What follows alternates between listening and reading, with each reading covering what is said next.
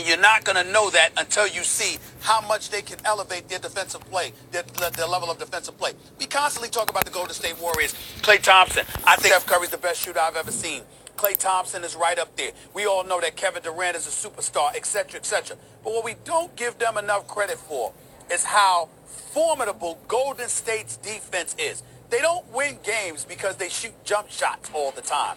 They win games because they know how to lock you down when it's time. If Cleveland somehow, some way, elevates themselves to a point defensively where all of a sudden they're locking you down, where 6'8" Rodney Hood is suddenly formidable because he's on the court with a LeBron James, and your best perimeter defensive player in J.R. Smith elevates his defensive level of play. And whether it's a Tristan Thompson or Larry Nance Jr. doing what they can do defensively, it can get interesting because now you're talking about a Cavaliers team that has the ability to do what they couldn't do until the trading deadline last week, and that was play defense. That's what I'm looking at right now. That's what gives them a puncher's chance, and that's what makes them roar through the Eastern Conference with no problem. So I'm excited about the potential. Are you more or less excited finals. about the playoffs? I specifically answered the question. More. I said I'm more excited about the finals, but I'm not excited at all about the Eastern Conference. I'm excited about the potential of the finals. The answer is correct. You should be more excited about the finals, but it's not because the Cavaliers have any chance against the Warriors, because they don't. The reason is because the Rockets have a chance against the Warriors, and maybe the Cavs have a chance against the Rockets. And because the way the Cavs were looking, even when you get to the Eastern Conference, just focus on that. The way the Cavs were looking before the deadline, did you really even think they were going to get to the Eastern Conference Finals? It didn't look like that to me, not right before the deadline. You thought they had the potential on the team, but whoa, they were not showing it. So the playoffs in every way have gotten more interesting. Number one, the Cavs, I expect them, and you do, to get through the Eastern Conference, Stephen A. I don't know if they walk through. I don't know if they breeze through, but I do expect them to get through.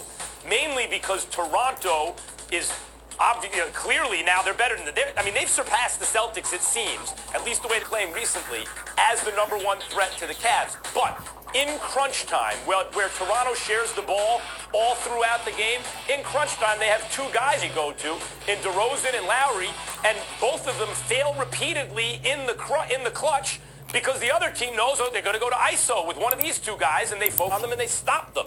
So they need to figure that out. That happens a lot in the NBA, incidentally, when you have talents like DeRozan. If they're not good enough to get it done 1-on-5, you ain't going to win. And if they're not smart enough to know I got to go to other guys right now because everyone's focusing on me, you ain't going to win. And I think that's what Toronto is facing now. So I agree the Cavs get by them. But Toronto's been so good, holding opponents to so few points while scoring so many, it may not come down to crunch time. So the Eastern Conference, because the Cavs got better, because we're not sure that this is not just a honeymoon phase, that this is actually sustainable, the Eastern Conference playoffs are much more interesting than they were before the trade, where you thought, the Cavs ain't going to get to the conference finals. The Western Conference is more interesting because the Rockets got better, and the finals are more interesting because there's a chance it could be the Rockets instead of Golden State. And then no matter who it is from the East, the Cavaliers especially, but even maybe the Raptors or maybe the Celtics, the finals then become more, I don't know who's going to win. Stephen, Every why way are the you playoffs down just on got the more East? interesting. It's just a matter of preference. First of all, I'm down on the East because Kyrie doesn't have Gordon Hayward, and what I see is a Celtics team that lacks the appropriate depth. Okay. When I look at Toronto, as much as I love DeMar DeRozan, I think that he's tailor-made for LeBron James. If he were playing a different position, it would be entirely different. But because he's that guy, he's a 6'6", 6'7" guard-type player who averaged 27 a game. You put the LeBrons of the world on him, you neutralize his impact. And I don't think anybody else in the East is ready. Washington lacks depth. I don't know what the hell is going on with them emotionally as well. We'll see what happens when John Wall comes back. And in the case of the Miami Heat, I love the fact that D-Wade is there. Miami was my sleeper even before he got there. He doesn't have to do much until postseason time. But I look at the rest of the Miami Heat, and they have problems making perimeter shots when it counts in my estimation. It's still a problem. That's what my thing is. What I'm excited about, however, is that I look at LeBron, Max, and here's what my thinking is. You talk about all of those other components. Of course, that comes with it, undeniably so. But the reason why, this is why I talk about it's not a negative about LeBron. It's a testament to his greatness. We're always asking for more from the truly, truly great ones. And we're going to ask for more from LeBron here, because here's why. When you have these young pieces who are athletic and can defend, let's surmise for a second, or assume for a second, they're going to at least do their job. What I'm saying to you is that at some point in time, it should come down to LeBron's ability to close, to put on that cape, and just ride the wave. I have no doubt that he'll do it. Hold on. I have no doubt that he'll do it against the East. My point is, can this team, for example, let's not be literal in terms of the number of games. Let's compartmentalize for a second, Max, and go game by game. Is it possible that most of the games come down to wire? Even if Golden State can find a way. I'm saying in the finals. Let's say, for example, Golden State, they could win the series in 5 games. But what I saw last year during the finals, there were a couple of close games. What I'm saying is, I like the idea. I fantasize, me personally, I fantasize of it's close. And you're in a position as a team where you're able to take the basketball and say, here you go, Superman. What you gonna do? I love that. That's what I wish for. And it can happen. I'm not saying it will, but it can happen. I don't think it can, and I think that you and I and others who watched basketball in the Michael Jordan era and then Kobe Bryant, we are used to now, out of the Magic Bird era where a lot of their genius was spreading the ball around. We got into this mentality where it's, no, Michael Jordan at the end of the game, the reason his team always wins is because you can't stop him. Kobe Bryant, the same kind of thing, like Michael Jordan light. Same sort of thing, and people got used to that mentality. That's not the way the league works anymore, and I don't think not one man, even sometime. LeBron James, can do that against Golden State. I will say this. In the Eastern Conference, let's take last year, for example. Everyone knew Cavs are coming out of the East, no one else has a shot. Everyone knew Golden State's coming out of the West, no one else has a shot. And everyone knew Golden State was going to smoke the Cavs, right? Everyone knew it. We tried to get cute here and there, not me, but others tried to get cute here and there, but we all knew what was going to happen, and that's what happened. This year, there are 3 teams who could come out of the East. I believe it'll be the Cavs, but you can't just discount Boston or Toronto. And out of the West, there are 2 teams that could come out of the West because you cannot count out Houston. That is a big change from last year, and I'm here to tell you that if it's the Cavs that get out of the East and the Rockets that get out of the West, now the Cavs have a chance to win a championship. If it's Golden State, it's over. But against Houston, maybe the Cavs have a shot. And I'm saying to you that this is the sport of basketball, and I literally believe that one guy can do it. I'm not talking about by himself, but I'm saying that if you have a team collectively that's gifted enough to maintain competitiveness, it can come down to what a superstar can bring in those moments. I watched Kevin Durant literally in the finals. I think it was game 3 or game 4 when he hit that 3 in LeBron's face. There was a time during that game standing in that arena near courtside where I'm looking at these guys and I'm thinking, Cleveland had this game, and before you had an opportunity to pass gas, here comes Kevin Durant. And just like that, it changed in a matter of a couple of minutes. I'm saying those moments in the sport of basketball, in the sport of basketball, it happens. It does happen. I'm with you. I'm with you. But what I believe you're really overlooking here is why could LeBron do it against those guys when they won 73 games? Because he had a crime partner who was also a legitimately great player in Kyrie Irving. He does not have another legitimately great player on his team. I like Kevin Love a lot. He's not quite on that level where we talk about the all-time greats. He does not have a guy like that or a talent like that, but I am, because what you noticed in Kevin Durant was enabled by the presence of Steph Curry, an MVP, by Klay Thompson, an all-star, and by Draymond Green, an all-star. He had those guys on the team, so his contributions put him over the top. LeBron didn't have that. You're being too literal. I'm not denying that you need that extra person. What I'm saying is that in the sport of basketball, there can come a moment inside the last 2 or 3 minutes where you can literally look at one guy and say, here's the ball, take me there. You can find yourself in that kind of situation. In fall and other sports, you can't do that. It's a collective effort. But there are moments in basketball where it can literally come down to a Superman caliber player putting on his cape and driving you to that moment in the last couple of minutes. That's all I'm trying to say. 1 or 2 games. I appreciate what both of you are saying. Well, Molly, let me ask this question, Molly and Max. What if it's 2-2? What if it's 2-2? Hey, that's better than a sweep. That's what we thought before these moves happened. You didn't let me finish. What if it's 2-2 and it's game 5? LeBron does that. And it's game 5. And because sometimes game 5 is that deciding game. What if it's 2-2 and then it's a game 5?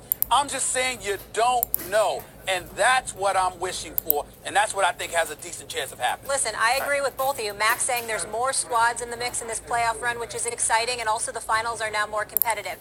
Gentlemen, we will leave it there, though. Still to come, Trae Young has taken the college game by storm this season. But is he ready for the NBA? Hey, LeBron, what do you think? That ain't no decision. Well, that's like I saying my waking up this morning. That ain't no decision. Brushing my teeth ain't no decision. You better go, bro. It's expanding, destroying everything. It's not destroying, it's making something new. Critics are calling Annihilation a thrilling, remarkable vision. I took my blood last night.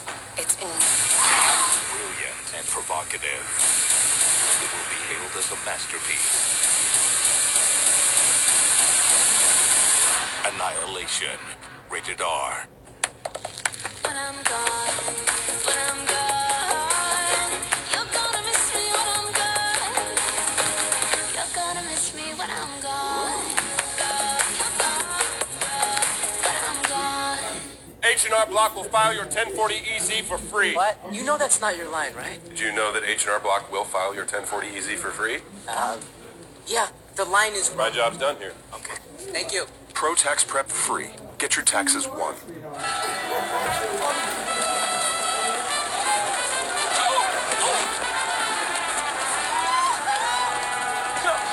Chris, hold!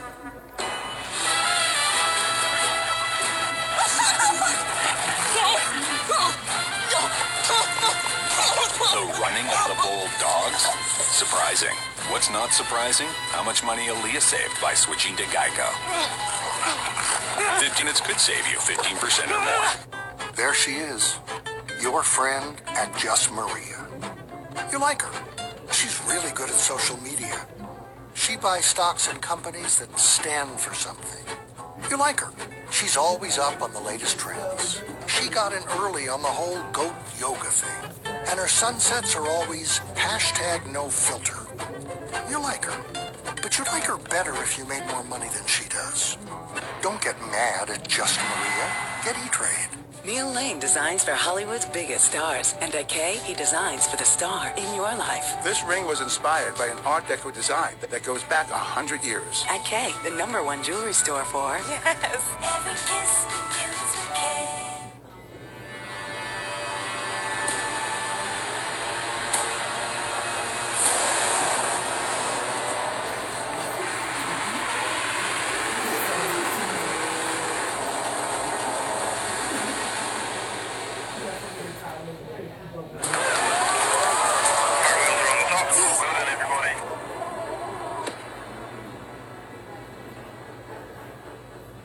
Land Rover, above and beyond. Each day, Justin chooses to walk. At work and after work. He does it all with Dr. Scholl's. Only Dr. Scholl's has massaging gel insoles that provide all-day comfort to keep him feeling more energized. Dr. Scholl's, born to move. Now at Cece's, choose your favorite toppings and create your own personal pizza. There's thousands of ways to customize it your way, and it's all included with your buffet. Just $5 and change. Only at Cece's.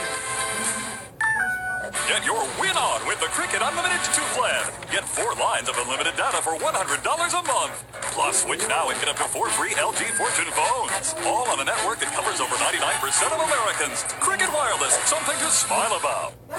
You shine like a star.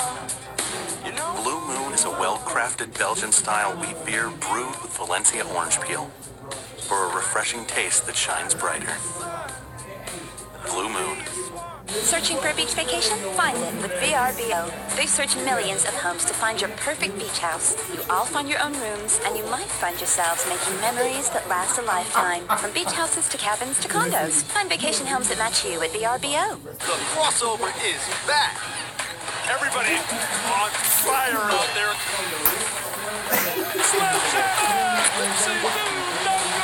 Dickie B and Bill Walton call NBA action tonight on ESPN. That's hilarious. First Take is brought to you by Applebee's, where fresh, never frozen, handcrafted burgers are all just $7.99. E-Trade, the original place to invest online. And Geico, 15 minutes could save you 15% or more on car insurance. We find out who we really are when adversity hits. And when adversity hits these cows, we're going to find out they're not who we think they are, but they will come out of the East. That's my take. Oh, preach! The competition is coming in hot and heavy, fellas. Are you nervous? Make yourself heard on First Take Your Take. Head over to Facebook and check out our debate on Facebook Watch. Post your video reaction for a chance to debate with Stephen A. Smith or Max Kellerman. Man, I thought it was good with the... And we're going to be in LA for the NBA All-Star Game this Thursday and Friday. We'll have special guests including Quavo from Migos, Rookie of the Year candidate Ben Simmons, and Chris Bosh will be with us. So tune in the rest of the week right here on First Take. That's the only thing I think that iPhone... This is SportsCenter right now. Even though Oklahoma had lost 3 straight overall and 6 straight road games going into last night's game against Texas Tech, Sooner star Young got some advice from Cavs star LeBron James about his impending NBA draft decision. Yeah, am I picked? So I'm The local guy here, Trey Young, I make a decision. What decision? That ain't no decision. Well, that's like I said, my waking up this morning. That ain't no decision. Brushing my teeth ain't no decision. You better go pro. Well, let me ask you this. What's he facing then to make that jump? You were in high school, he's playing one here in college. What's the biggest adjustment he'll have to make? How much money he gonna spend monthly, how much he gonna save. That's the only adjustment he gotta worry about. Look at LeBron having a sense of humor. All right, so Young was initially in Lubbock, the city where he was born in. His father, Rayford Young, played guard for Texas Tech from 1996 to 2000. Young signed some autographs before the game. But would he get it going from deep in his hometown return? Gets his 3 blocked by Jared Culver, then he pulls up and misses the 3. Young again here. Misses over Culver. Young missing once again the step back. Young was 0 for 9 from deep, his first career game without a 3-pointer. In the second half, take a look at Young on defense. Keenan Evans crosses over Young and nails that 3. He puts Young on skates. Trey Young in Oklahoma fall to Texas Tech 88 to 78. Now let's get back to First Take. He made something like You heard the king, fellas. Trey Young, but a professional. Stephen A., I know you scout the youngins. Do you agree with LeBron on this? Well, I believe, and I side with LeBron if it's about the money.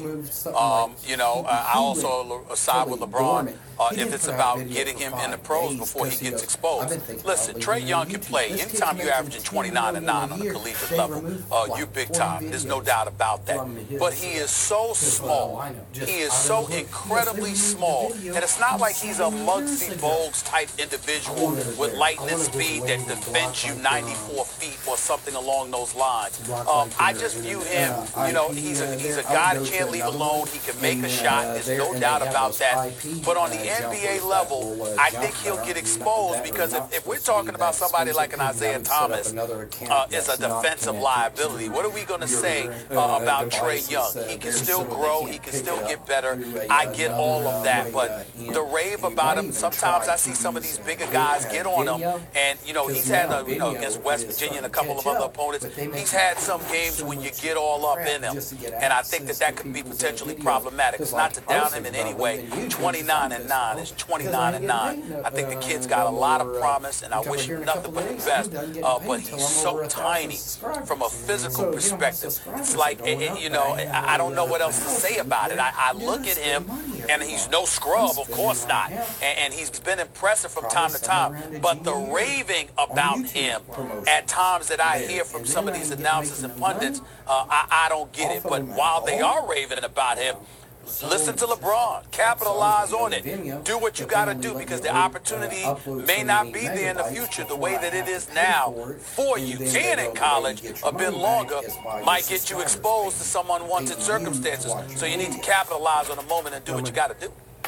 But I don't know. Look, if you want to make the argument, anyone wants to make the argument that the first time someone who doesn't have millions of dollars has a chance to get millions of dollars, they should take it, I'm not going to argue against that. Let me be clear about that. And if that's the argument, fine. But I don't see that as really the argument, Stephen A. I don't think if he stays in clinch, he gets exposed. I think we already know what he is.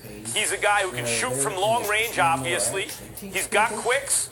But not, he doesn't really finish in the paint the way you'd expect a guy like that who's had his success, the success he's had, you know, the way you'd expect a guy like that to finish. And there are things he can work on in his game.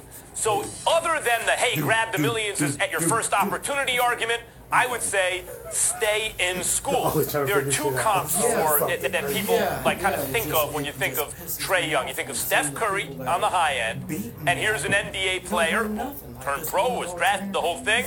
But the question was, how good could he be at the next level? And the answer is not that good, but he healed, right? Both of them stayed in school for a while. They both developed. And if the argument is, well, sometimes that works out, look at Steph, sometimes it doesn't matter, look at Buddy Hield, my counter would be, in each case, in both cases, staying in school made them a better version of themselves. You know, look no farther than the Lakers right now. Kyle Kuzma. Want to know why he's so good right now, other than his, you know, work ethic and natural ability and all that stuff? Stayed in school for 4 years. Then look at some of the other rookies around the league that are struggling. Kuzma wouldn't have been the same guy had he come right out, and the other guys would have been better had they stayed in, usually. Usually that's the case. So I would say stay in for that reason, that no matter what, particularly the way draft picks are scrutinized nowadays, once you turn pro, you ain't going to be hidden in the G League. Like in baseball, you can get drafted high up to hide you in the minors while you develop.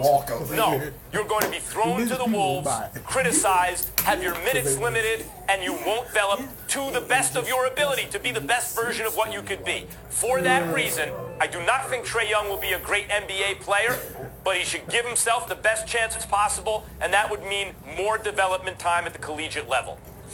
You know what, Max, if he was Lonzo Ball's height, I would agree with you. The fact is that, you know, they got him listed as 6'2". I haven't stood next to the guy, so I can't say definitively, but you know how they, you know, embellish the numbers from time to time in terms of height, weight, size, or whatever. He doesn't look strong. Sorry, guys. Doesn't look strong. And I think the combination of that also without him having a nasty handle. Look, he can handle the ball well enough to get a shot off from time to time. He can handle the ball well enough to get to the rack. He deserves credit for that. Again, we're not trying to cast any aspersions on this team. Lon Kruger, I think, is doing a good job. Trae Young can ball. 29-9 is 29-9. I wish the kid nothing but the best. But I got to tell you, I look at him and I don't see a guy that's just nasty that'll boogie on you and do damage to you.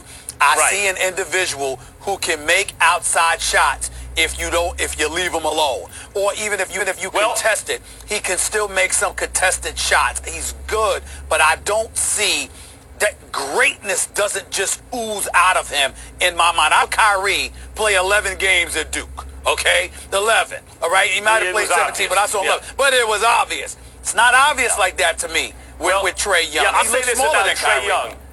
Even shooting from a great distance, that's really the Steph Curry effect. What Steph Curry did more than anything, and Bill James, you know, the godfather of sabermetrics, Stephen A., and the great baseball writer and writer of actually other kinds of interesting genres. Anyway, Bill James wrote about Babe Ruth, and everyone talked about they were juicing the balls. That's why Ruth hit so many home runs. And he said he thought that part of it was Babe Ruth's imagination. When everyone was saying, hey, you need to drag bunt, you need to do this, you need to hit it the other way, don't swing for the fences, he said, to hell with this, I'm swinging for the fences.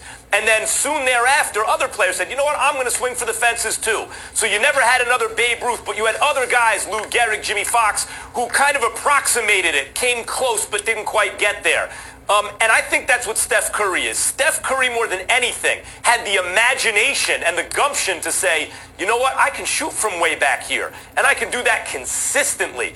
And that effect is what we see in a guy like Trae Young. It's a Steph Curry creation in a way. Yeah, he's willing to take those shots. He does not hit them like Steph Curry. But not just that, he ain't 6'3". See, we get caught up. We keep forgetting Steph Curry is a legit 6'3", a lanky 6'3" guard. I'm struggling to think that Trae Young's 6 feet tall. I mean, he looks tiny out there. I mean, that matters. That matters. But that's part of being a freshman, Stephen A. Give him a couple years to fill out at least. Like, you also have an impression that he's not physically strong. I agree. But let's see how he is when he's 21. Yeah, but I'm not. Again, I think that he'll get stronger. Inevitably, of course, he'll get stronger. He's only 19 years of age. He's gonna get taller. I don't know if that's the truth. I mean, I gotta see that. That's what I'm saying. That's what I'm looking at. But my point is this. And look where he shoots the ball from. Look where he shoots the ball from too. But we see guys like Bledsoe, like Eric Bledsoe, not tall, obviously, but Diesel, like the dude is strong, right? I'm not saying Trae Young ever is going to be built like Eric Bledsoe, but I am saying he doesn't have his man bones yet, you know? Give him a couple years not only to develop, but to fill out a little. You may feel differently. I think LeBron is right. Let him come out now, because I lean towards longer he stays in college, the more he may potentially get exposed. Like last night with Texas Tech. I think if he comes out early, get that money while you averaging 29 and 9, and you possibly gonna win the Wooden Award. Come get it. Come get it now. Well, if that's the case, he's projected to go to the Sixers at number 7 overall in ESPN's latest Ain't that something? Markelle Fultz, how you feel about that? Good Lord have mercy. Coming up, the Giants coaching staff is set, but are the guys they hired ready to fix things with Eli and company? Plus, Doug Peterson coached a hell of a game in the Super Bowl, but we'll tell you why he might be getting a little too cocky heading into next season. Stay tuned.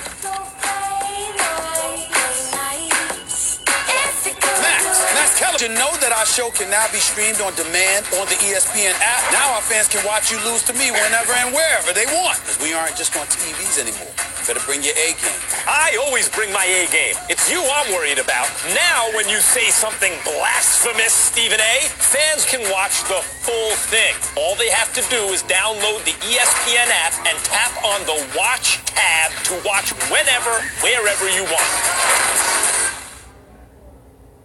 There's no flavor in the world like Popeye's sweet heat butterfly shrimp. They start out a little sweet and then comes a little heat. You can grab 8 shrimp plus a side and a biscuit for just $5, or mix in some tenders with my surf and turf. TD Ameritrade lets you trade select securities 24 hours a day, 5 days a week. So trade all night long. All night long. Let's reopen the market. Trade 24/5. Only with TD Ameritrade. New year, new phones for the family. Join T-Mobile, and when you buy one of the latest Samsung Galaxy phones, get a Samsung Galaxy S8 free. Plus, unlimited family plans come with Netflix included. Spectacular! So you can watch all your Netflix favorites on your new Samsung phones. Join the Un-carrier and get a Samsung Galaxy S8 free. All on America's best unlimited network. The rules of aging are changing. New jobs at any age, crushing it at every stage. Numbers don't define us. 25, 45, 65 is a state of mind. Dreams to seize, more opportunities, disrupting aging. Behind all this changing is AARP, opening doors for you, for me. Too old, too young, nuh-uh, we're in this as one. So let's take on today and every day with AARP, real possibilities. What did you do this weekend?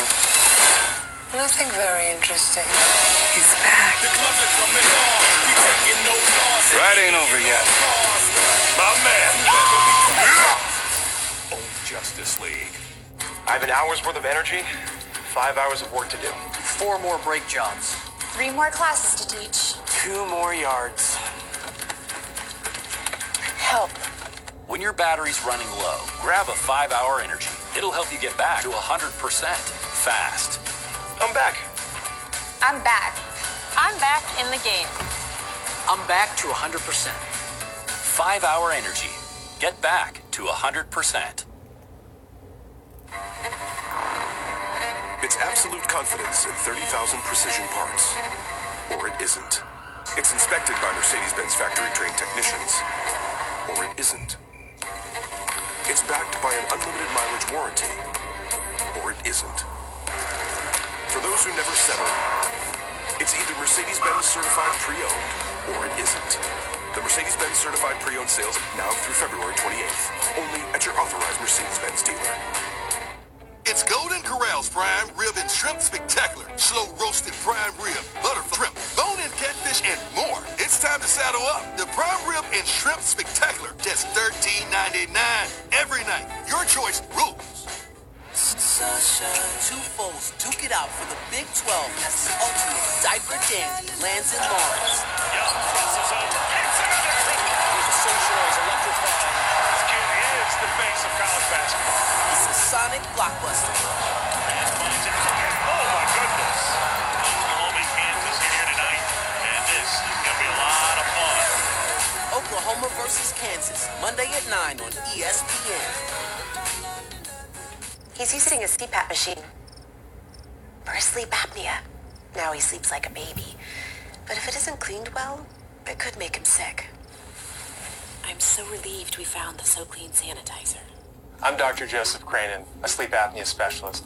I recommend So Clean to my patients because it kills 99.9% of bacteria and germs, significantly reducing the risk of infection from an improperly cleaned CPAP. Just drop the mask in and walk away.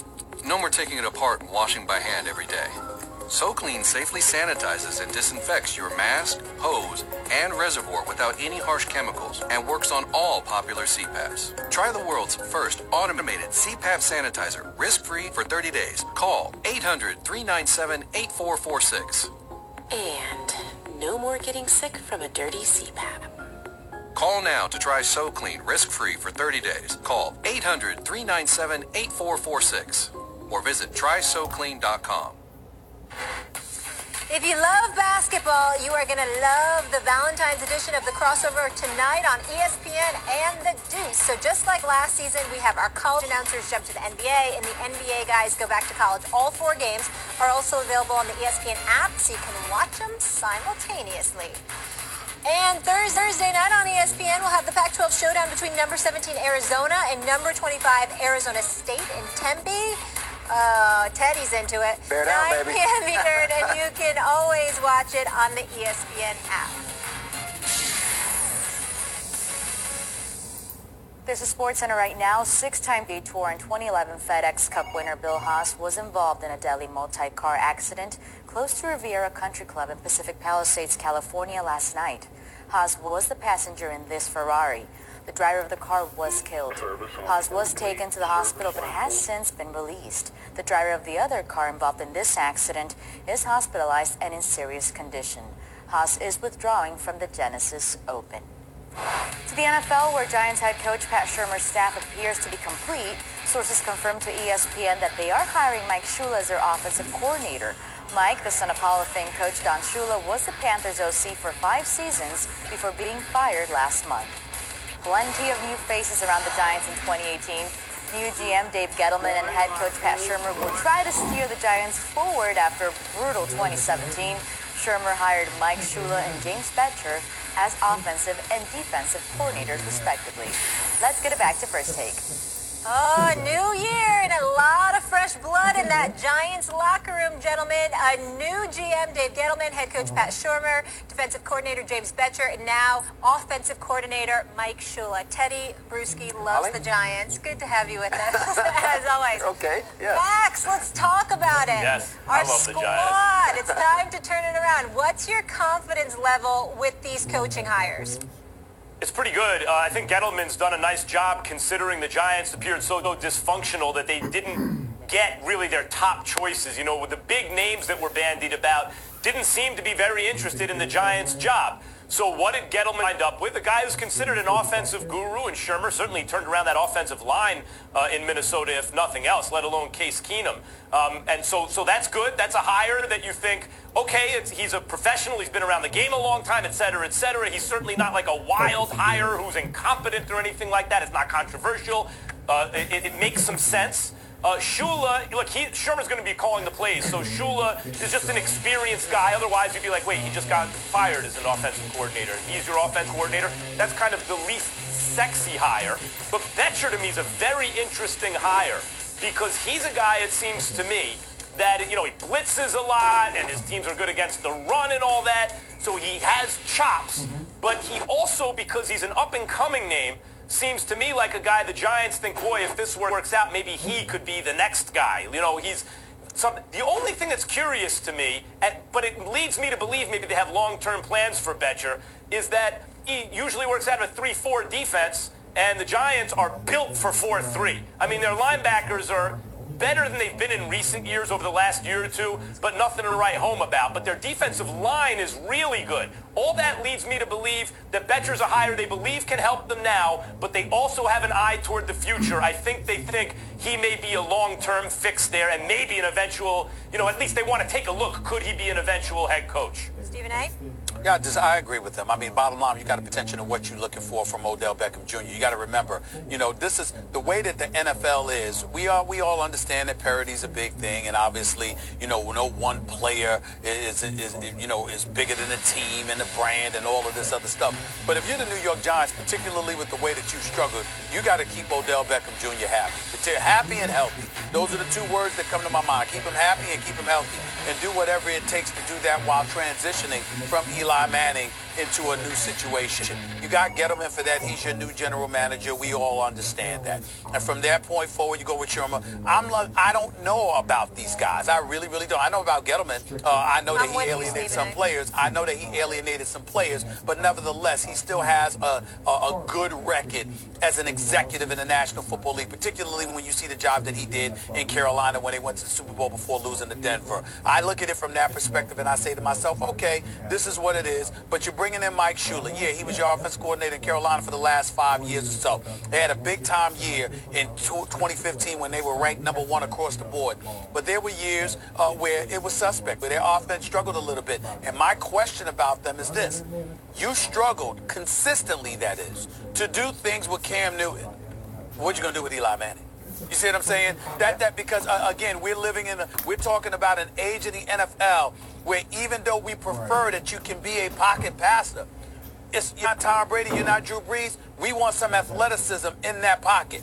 We want some athleticism at that quarterback position. And if you struggled at times to maximize the potential of a Cam Newton, who's considerably younger and considerably more athletic, what are you going to do with Eli Manning?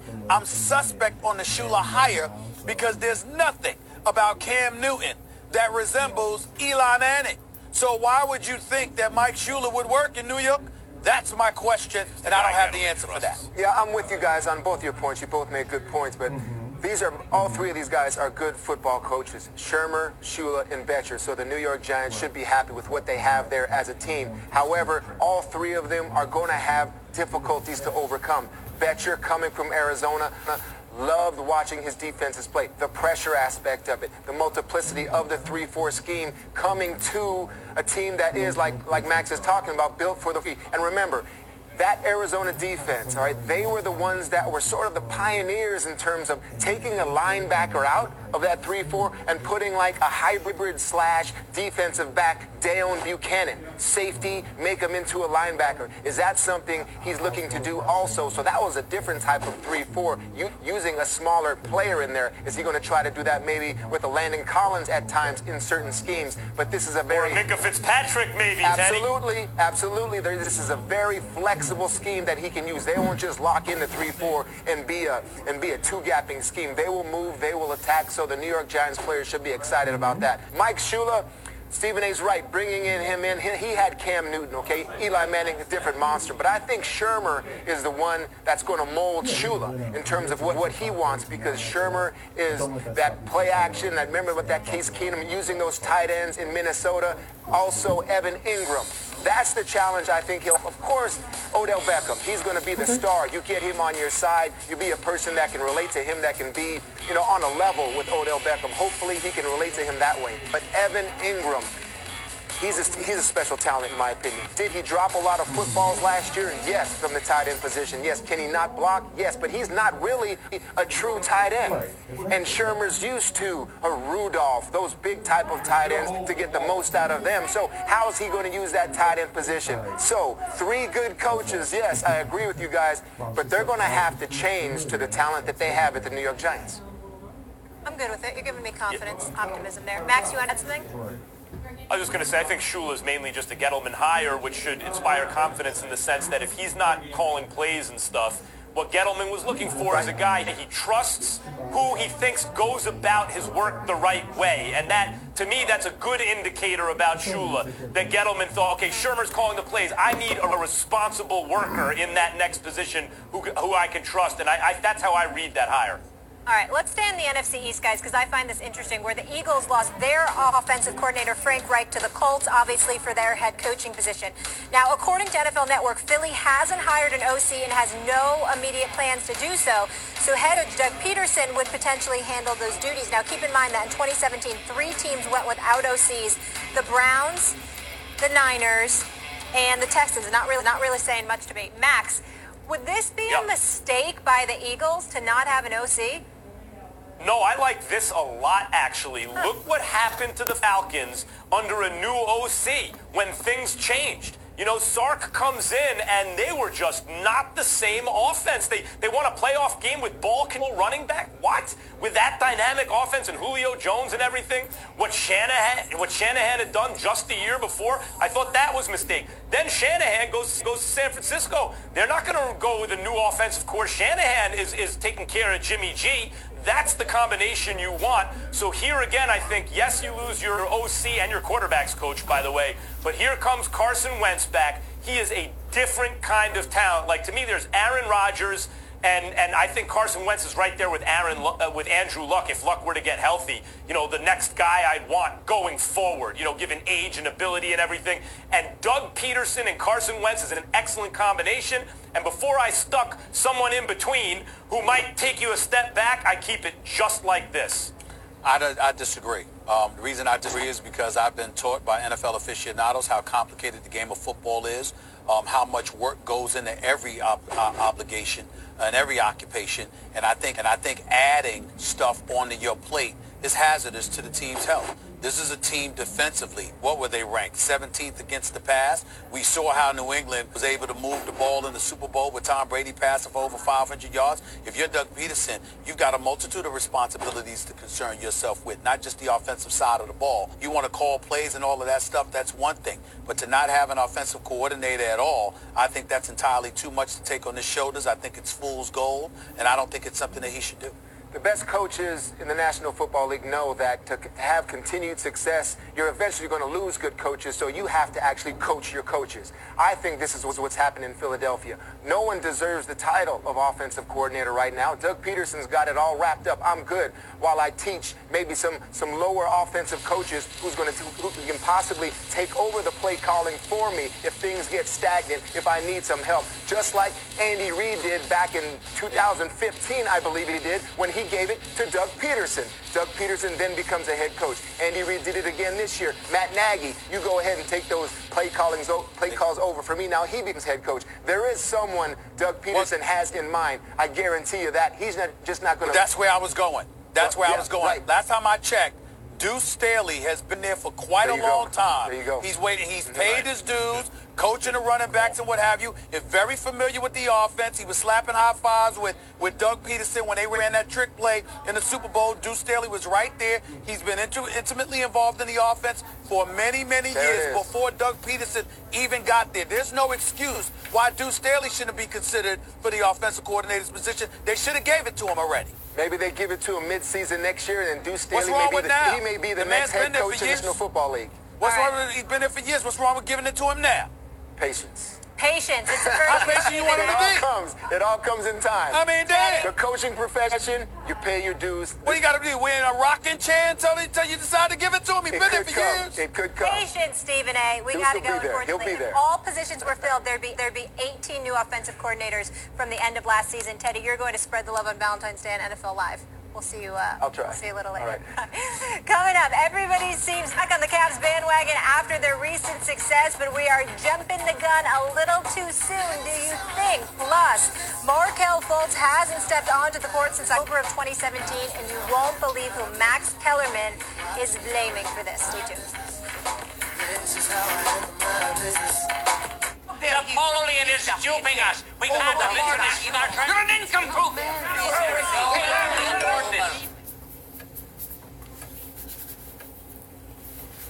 Gentlemen, I have just received word. The Louisiana purchase is complete. Instant purchase notifications from Capital One, so you won't miss a purchase. Large, small, or very large. Technology this helpful could make history. What's in your wallet? At AutoZone, our Fix Finder tool helps you check your engine light on the spot. Looks like an O2 sensor. And if you need a repair shop, we can help with that too. I guess I didn't have to wait a whole month to get that checked out, huh? You said it came on yesterday. Let's get you what you need. Biscuit, biscuit, biscuit. 2 pieces of chicken, mashed potatoes, cookie and a drink. All available at KFC for just $5. It's finger licking good. Turn up your swagger game with one-a-day men's. Get ready for the wildlife.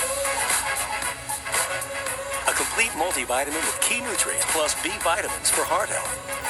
Your one-a-day is showing. Where's Frank? It's league night. Save money on motorcycle insurance with Geico going up the country. Ball without me. Frank. I'm going to get nachos. Snack bar's closed.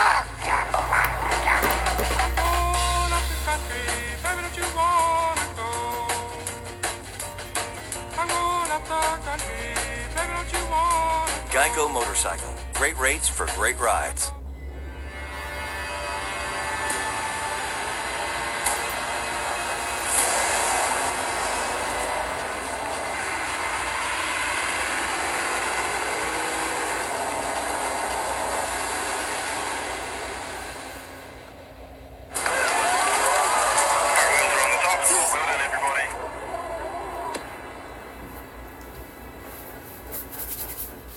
Land Rover, above and beyond. I've had 3 people try to eat me today. 3! Ooh, lucky penny. Anyway, sometimes I wish I were human. Whoa! Look at me! I'm human! Do you want to eat me? No. Do you want to eat me? No, thanks. No? Would you like to eat me? Nobody wants to eat me! I'm the luckiest! You dropped your lucky penny. Man, I look good. You're still short and bald. The future waits for no one, so we refuse to wait for it.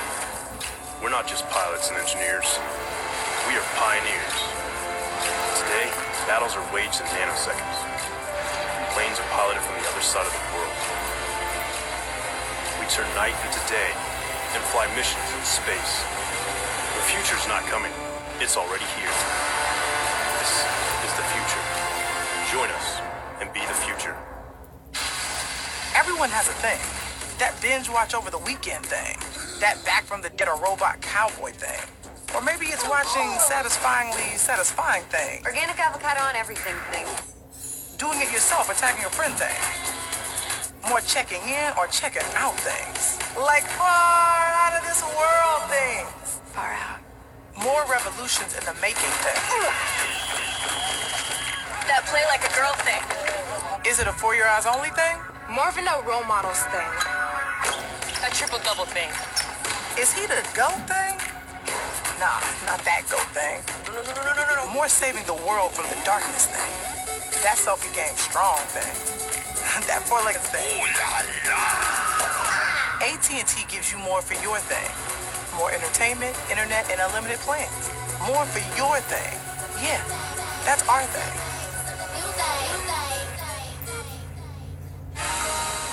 They were welcomed and saluted, then challenged and tested.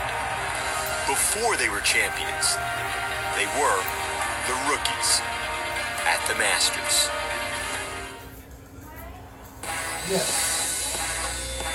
Coming up in hour number 2 of First Take. The Cavs have fans thrilled about their new and improved team. But do we all need to pump the brakes just a little bit? Plus, Cowboys legend Charles Haley rips the team to shreds. Find out why he's calling out the whole team. And Joel Embiid has some strong words for the people around Markelle Fultz. We'll explain what's going wrong in Philly.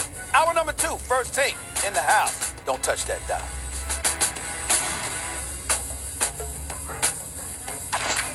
Here we go. So since the Cavs traded away 6 players and brought in 4 young guns, all they've done is win. Taking down the Seas on Sunday night and the Thunder last night. This team looking like the real deal, but it's only been 2 games. We talked about patience last segment. On that note, Will Kane here with us from the Will Kane Show, 3 to 6 Eastern, ESPN Radio, ESPN News. How are you? I'm good. Thank you for putting into context 2 games. Yeah, let's talk about it. I want to start with you. Are we getting a little too excited, Will, about this squad? More than a little. I mean, Stephen A. and his T's here, let's pump the brakes. Yeah, let's mash our feet on the brakes, both of them if you have to, because as you just said, Molly, it's 2 games. Look, credit where credit is due. They look very promising. This looks like a good team. And LeBron James deserves a ton of credit. He's the one integrating these guys into a unit. He's the one opening up shots for these guys to hit at a ridiculous rate. So they deserve, and specifically LeBron deserves, a ton of credit. But come on. I mean, this is mile 1 of a 26-mile marathon here. This is the beginning. And let me ask you a very simple question, because should we pump the brake? First of all, Stephen A., I hear you this morning. I heard you in the first segment talking about this. The East is over. I've heard other people talking about this is now a real contender for the Golden State Warriors. This is insanity. This is way, way, way an overreaction. So I'll ask you a simple question. Is the team that you see on the court right now, 2 games, Boston Celtics, Oklahoma City Thunder, is that the best team in the league? I mean, is that team, the way you see it right now, better than the Golden State Warriors? Easy question. No. Okay, then we arrive at the conclusion what we're seeing isn't real, because the team that you're watching right now, they're number 1 in the league in field goal percentage, number 1 in the league in three-point percentage, number 1 in the league in opponent's field goal percentage, and number 1 in the league in opponent's three-point percentage. They're the best statistically, shooting and defending now.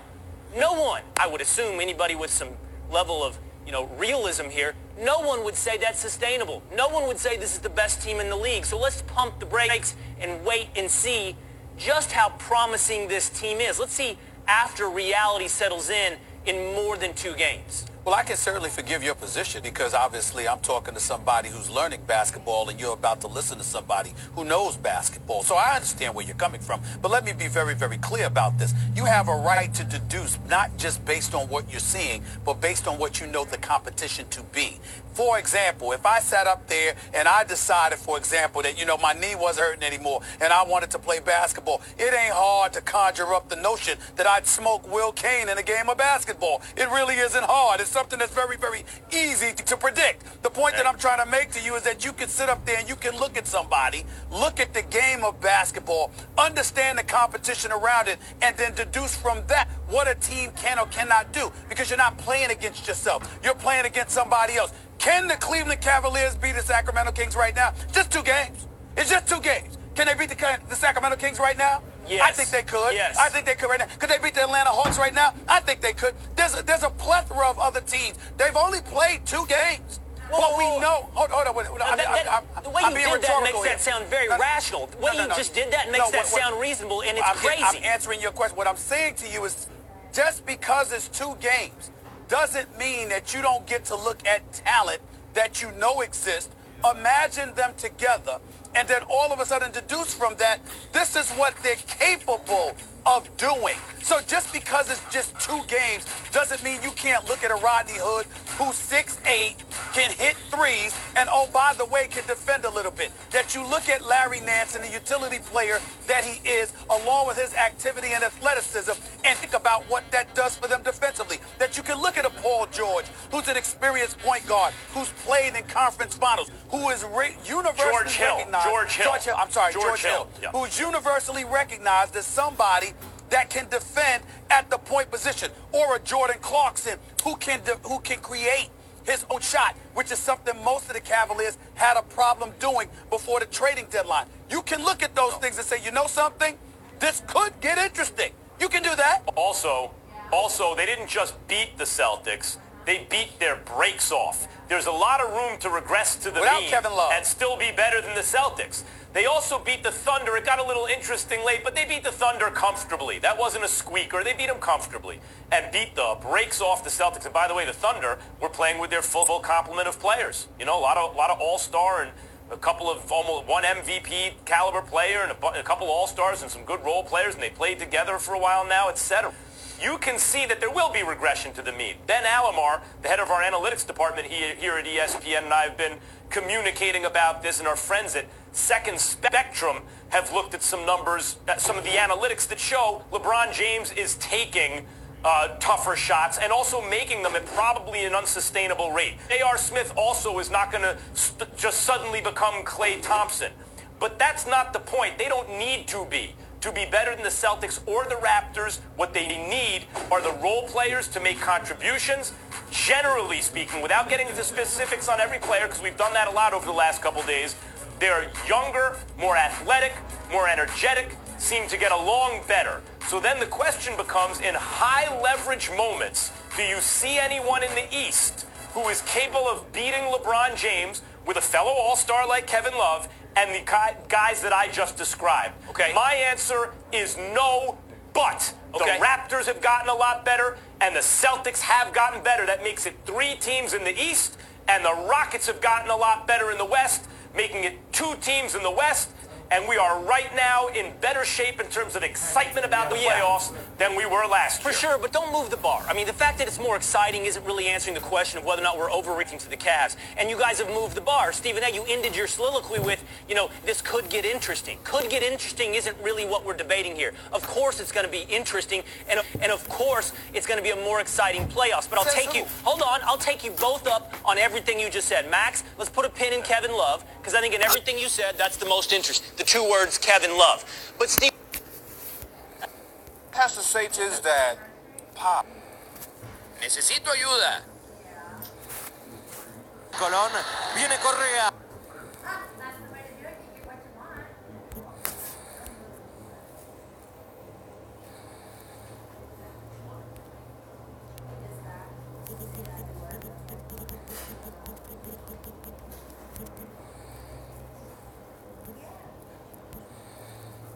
Sorry guys, just give me a second. Looks good. Bear with me for a second. Or not.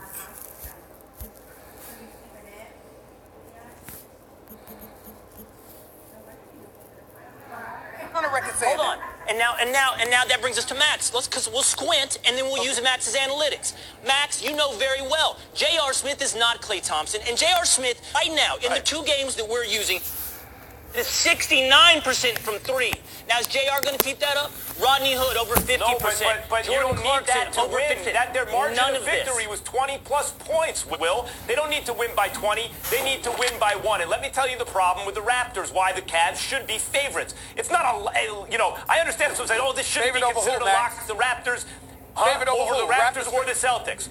Over the Raptors or the Celtics, the Cavs should be the favorites. Oh, you said the Raptors. And by the way, I'm sorry. they have no shot. I don't care what happens, barring catastrophic injury against the Warriors. But the Rockets have a shot against the Warriors, and I believe the Cavs have a shot against the Rockets. So things are interesting. Here's the Raptors' problem. They usually don't have to worry about it coming down to the wire because they're top 5 offense, top 5 defense, right? They're really good. And they have a couple of stars, one in particular in DeMar DeRozan. The problem is, in high leverage moments in close games, DeRozan's not very good, and Kyle Lowry's not very good. They lack imagination, and they don't quite have the talent of the uppermost echelon, like guys that we call finishers, and then they don't share the ball in the moment of truth. So if it's a close game, and this Cavs squad looks like they'll make it close at the very least, the team with LeBron, says NBA history, just beats the team with DeRozan and Lowry. Fair. Just a real quick rebuttal on Toronto, and that's worth a whole debate.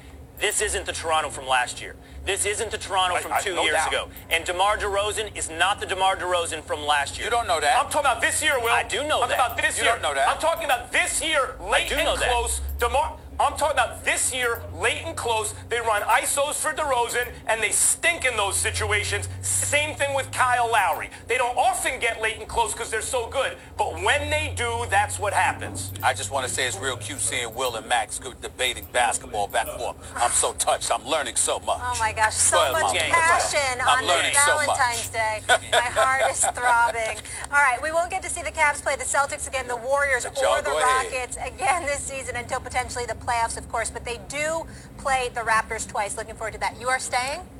I am. Oh, good. Yes. Still to come, a Cowboys legend is calling out the team for feeling entitled last season, calling them losers who are too busy with social media. I blame the gram. We'll tell you who said it next. You know the golden rule. Those who have the gold make the rules. Hey, oh. You're stupid.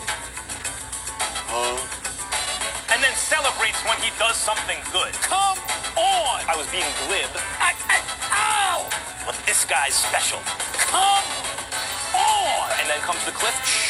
I barely understood what the hell you were saying. You shine like a star. You know? Blue Moon is a well-crafted Belgian-style wheat beer brewed with Valencia orange peel for a refreshing taste that shines brighter. Blue Moon. We the people are defined by the things we share and the ones we love. Who never stop wondering what we'll do or where we'll go next. We the people who are better together than we are alone. Arpable. Welcome to the entirely new expedition. We're dude perfect, and this is the no-look laser shot. Truck!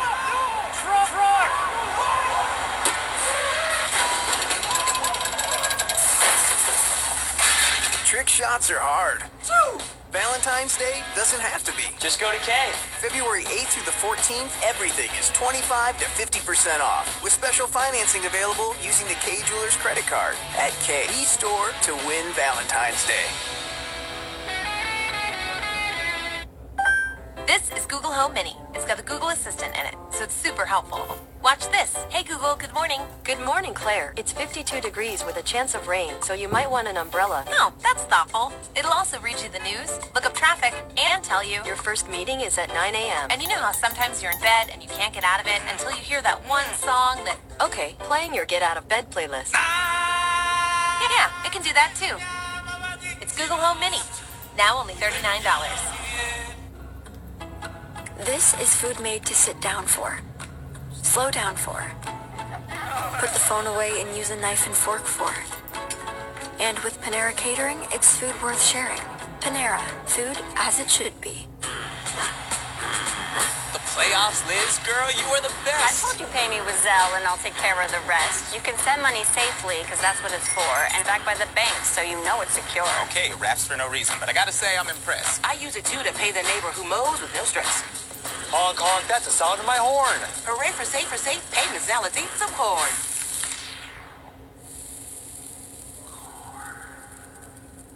The new way to send money from your banking app. Zelle. The crossover is back. Everybody on fire out there. Are you serious? Are you serious? You should turn the speed on. What a great train rolling down the track.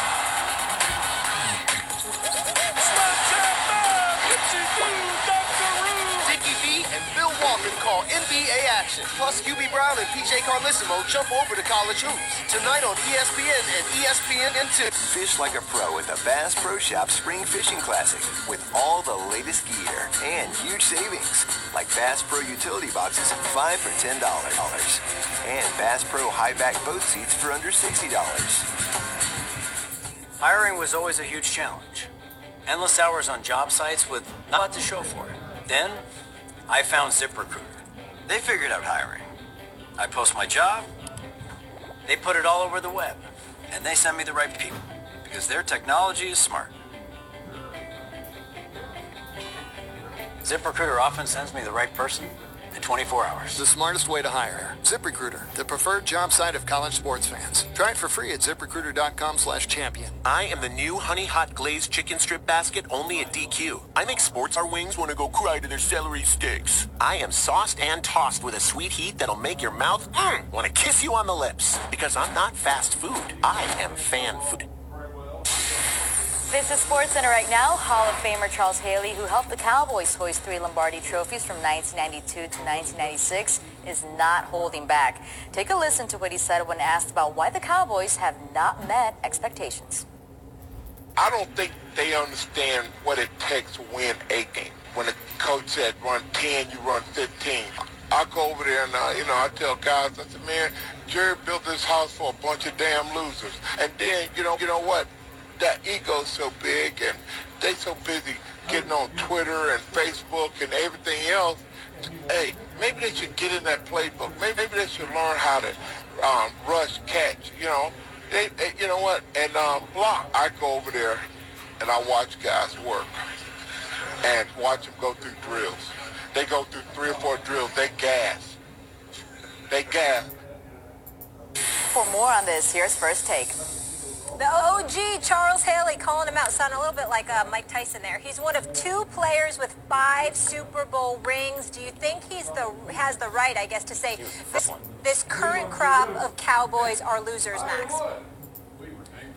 No. And let me tell you what the problem is. He's saying they need their head in the playbook, they need to stay off Twitter and these kind of things, maybe whatever. But that's not the issue. You know what the issue is? They don't have Charles Haley. I mean, like, right now, he could probably he's 50-something, get on the field right now, be their best defensive player. The problem with the Cowboys is the defense.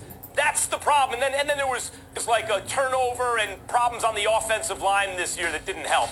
But the defense is the problem with the Cowboys. They need a Charles Haley, at least one of them. And Jerry Jones knows this. Remember the War Daddy quote from this last season? We need a War Daddy. Right, he's talking about Charles Haley. Charles, it's not that they're not concentrating or not trying hard enough. It's that they're not good enough. The defensive players aren't talented enough. The Dallas Cowboys have invested heavily in the offense, and the defense has suffered as a result, and that's what it is. Go on ahead, Stanae. Go ahead and get it all out. I got to tell you, Will, I'm not joking about the Cowboys anymore. It's really not funny to me. It's funny during the football season when I watch them lose pivotal games on a Sunday afternoon. But during this time of year, it's not really funny. I don't know if Charles Haley was completely cogent and lucid. He sounded a little bit off to me, to be quite honest with you. But he's not wrong. Because I think that what he's talking about, first of all, it's not really about them being damn losers because they haven't won the Super Bowl. It's about where their priorities appear to lie. Time and time again, we see them interested in headlines. Time and time again, we see them sacrifice the productivity of this franchise because of off-the-field matters. Ezekiel Elliott with the whole domestic violence thing and what have you, you know what?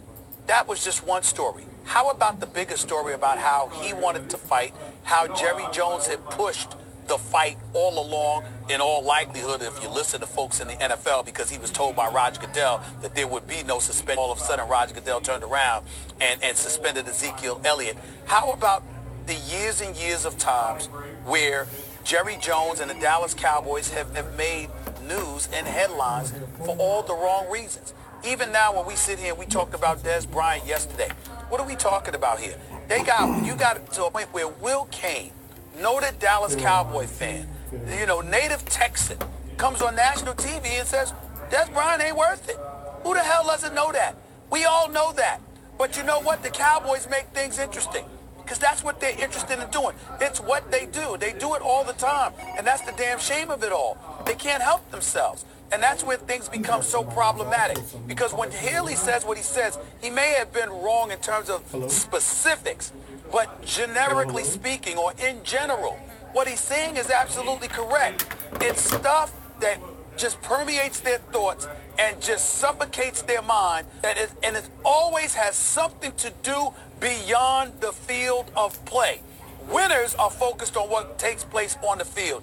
Dallas Cowboys seem to be focused on everything else.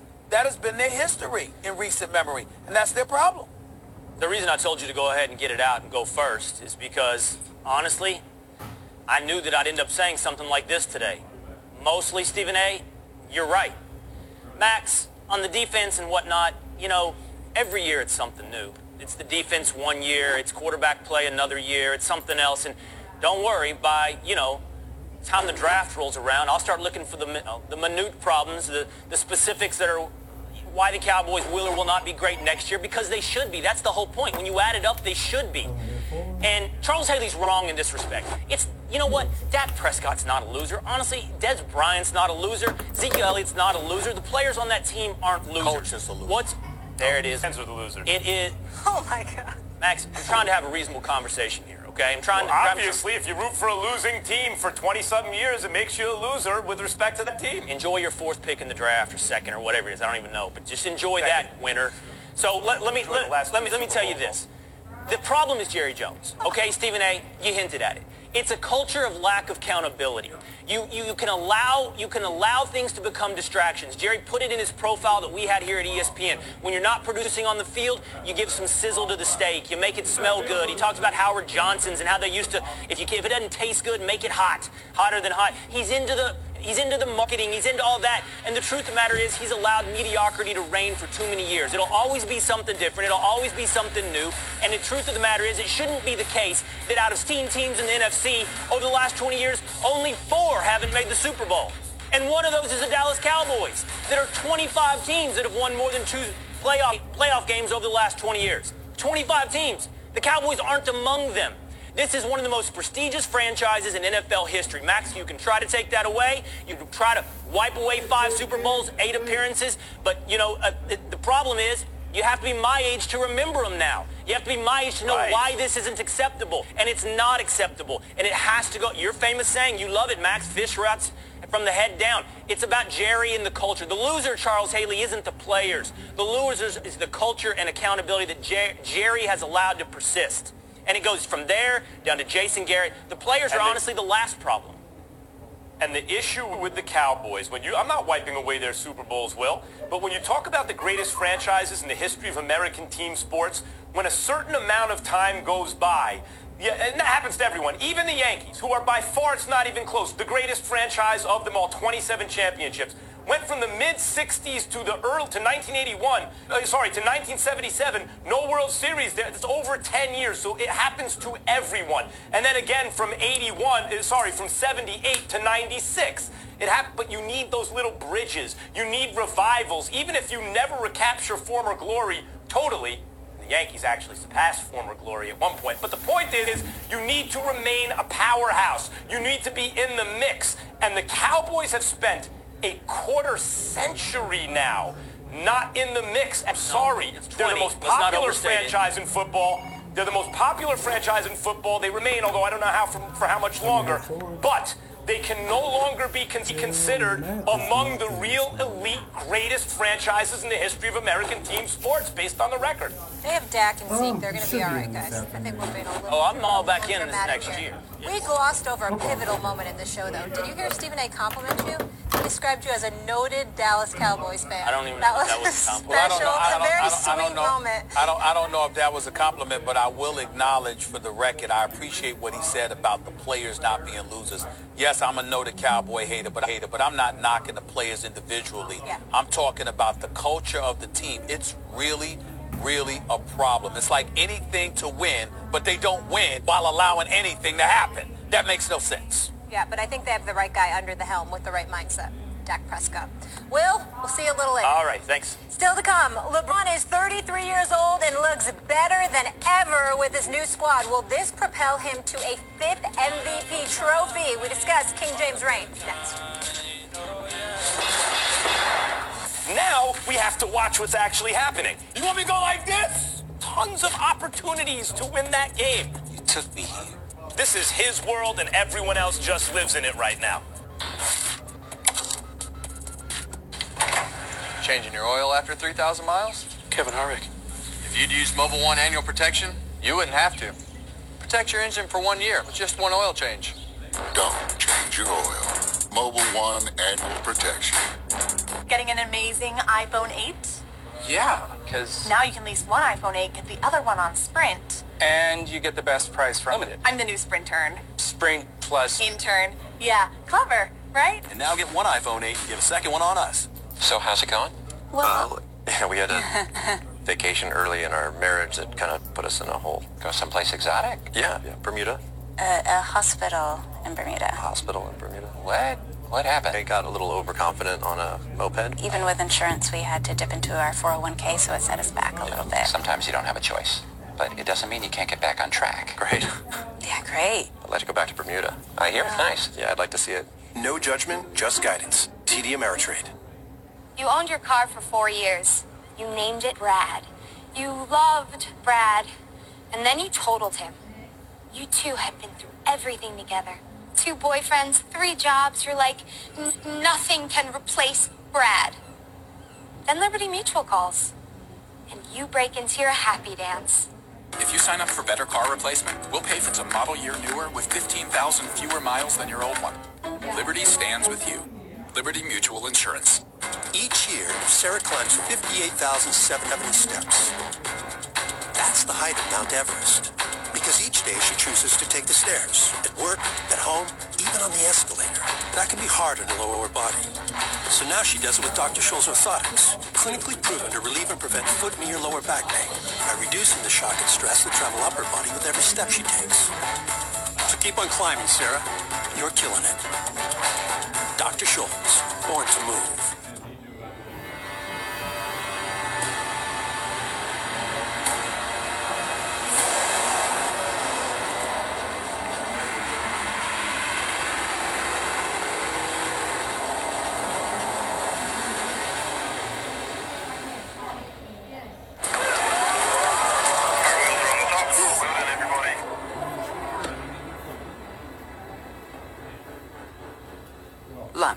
Above and beyond.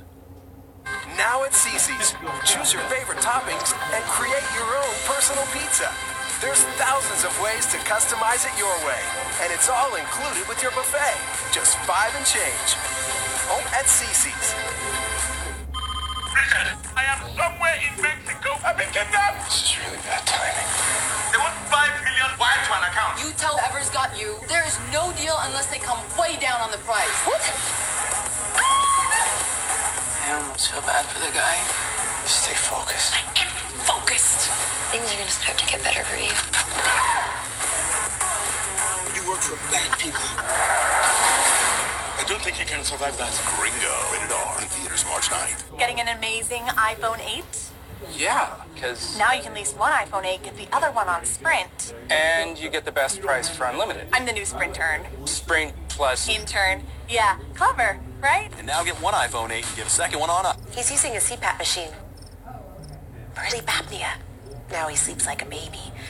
But if it isn't cleaned well, it could make him sick. I'm so relieved we found the So Clean sanitizer. I'm Dr. Joseph Cranen, a sleep apnea specialist. I recommend So Clean to my patients because it kills 99.9% of bacteria and germs, significantly reducing the risk of infection from an improperly cleaned CPAP. Just drop the mask in and walk away. No more taking it apart and washing by hand every day. So Clean safely sanitizes and disinfects your mask, hose, and reservoir without any harsh chemicals and works on all popular CPAPs. Try the world's first automated CPAP sanitizer risk-free for days. Call 800-397-8446.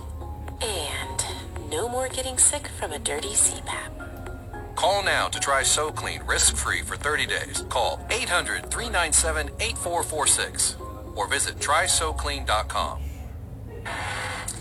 If you love hoops, you're gonna love the Valentine's Day edition of the crossover tonight on ESPN and ESPN2. So here's the deal. Just like last season, we have our college announcers jump to the NBA. The NBA guys go back to college. All 4 games also available on the ESPN app. You can watch them simultaneously and on the move.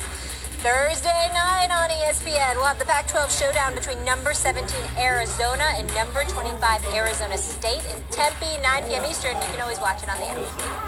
Hello. LeBron blows past Jordan. basket. Hammer over dunks. And up to LeBron, who I love to long distance three and jams it. LeBron fadeaway 10-footer is good. He can't miss. LeBron can't miss right now. LeBron steps into a three. Hey! Knocks it down. LeBron James has scored 15 straight Cavalier points. And the Cavaliers are going to close out the pre-All-Star break schedule with 4 consecutive wins.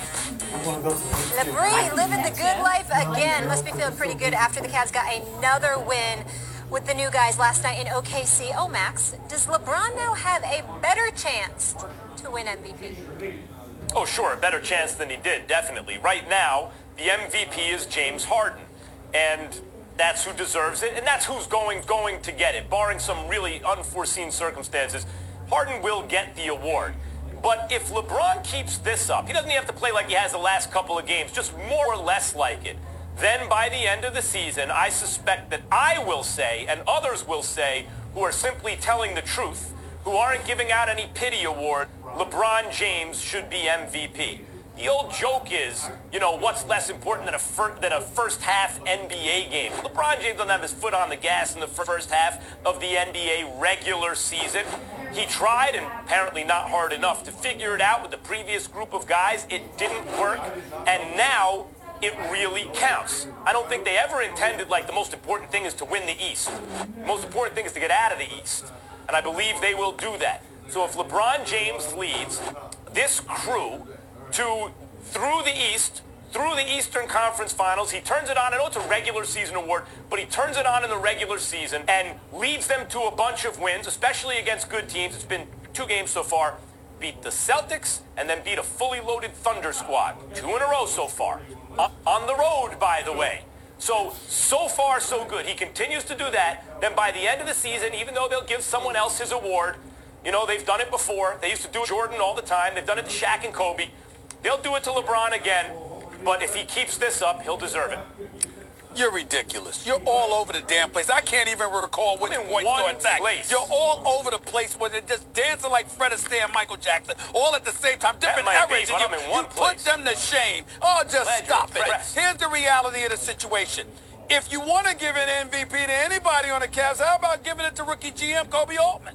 Because of the trade that he just pulled up. So let me get this straight. I'm supposed to ignore how the team looked just a week ago? I'm supposed to ignore how they looked over the last 20 games? You worried about first half regular season games? Zip it. I didn't say a word while you spoke that gibberish. Not a word. I said nothing. Now you listen to this. Here's the deal. LeBron James is the best in the world. We're not debating that. Nobody's disputing that. But the point that I'm trying to make, and by the way, whispering and mimicking while I'm talking doesn't help your argument. Just a note. Here's the point, the reality of the situation. What you do? LeBron James and the Cleveland Cavaliers, LeBron James and the Cleveland because you're nonsense. You just ignore it. See, what Max don't want to admit, Molly, is Max does not care about the regular season at all. Doesn't care about the regular season at all. Be nice to each other.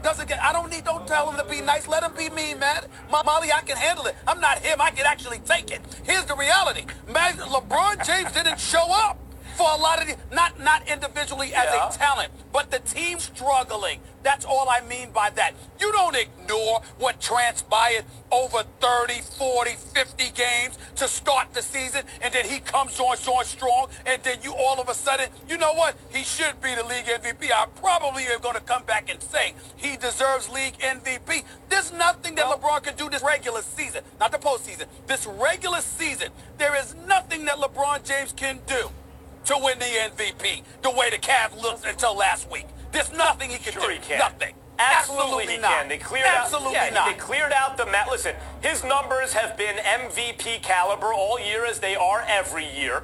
And if you talk about his effect on the team, they cleared out the malcontents, and so far they're 2-0. Beat the brakes off the Celtics and just beat the Thunder fully loaded comfortably. Both of them on the road. So yes, if LeBron continues to lead the Cavs to wins like this, since he's obviously better than James Harden, if he continues to lead a group of guys who are not malcontents through the rest of the regular season, I got a few then by the end of the season, He will be the MVP as usual. You know what? Because I know it's important for you to have the last word. You're addicted to it. It's like crack for you. So I'll give you the last word. I'll ask you a few questions. I'll ask you these questions, and I'll leave it to you to answer. Were you not the one last week before the trade complaining that LeBron James had and harbored some level of accountability for how the team was? Was that not you? Yep. Were you not the one? No, I got a few questions. Was it not you that got up there and said he has to harbor some responsibility because a lot of this emanates from Kyrie's departure and he owns that to some degree? Was that not you? All right, so you said that. So by virtue of Kyrie being gone, by virtue of the dissension, even though you did point out that Dwayne Wade had something to do with that, that's the relationship between LeBron James and D Wade. Didn't you say that? Wasn't that you? Yes. So we got Kyrie being gone. We got Dwayne Wade being on the team and the relationship with Dwayne Wade being a dividing factor. We've got the players that were on the team that were malcontent, which you openly acknowledge LeBron had something to do with. But we ignore all of that. For league regular season MVP, the way the Cavs